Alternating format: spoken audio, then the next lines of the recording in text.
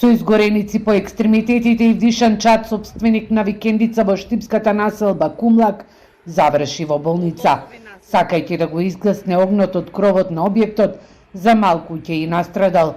Го спасиле пожарникарите и доброволците, кои попладнево интервенираа на новиот пожар во оваа населба, кој се закануваше на 15 викенд куќи и 30 лозови и овошни насади. Спасен е човекот, не е во живото загорчувачка состојба и наодговорно тврдам и јас и луѓето што биле таму на лице место дека пожарот денес се подметнат на 1 километар под вилата на самиот човек на кого првата куќа е запатена.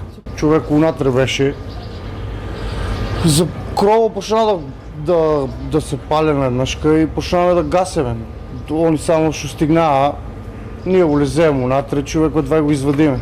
Во посета на повредениот штипјанец беа директорот на Дирекцијата за заштита и спасување и штипскиот градоначалник, кои информираа дека денешниот пожар е изгаснат по брзата интервенција и од земја и од воздух. Еден трактор веднаш полета и беше еден од оние кои што помогнаа, но сепак пожарникарите кои што на земја пожртвувано и храбро се бореа, го има клучниот момент за успех да се изгасне овој пожар. Можам да информирам дека денес се вратени и другите два ер-трактори од сервис, така што во овој момент имаме 3 оперативни ер-трактори, 4 пилоти и ние сме подготвени за сезоната на пожари.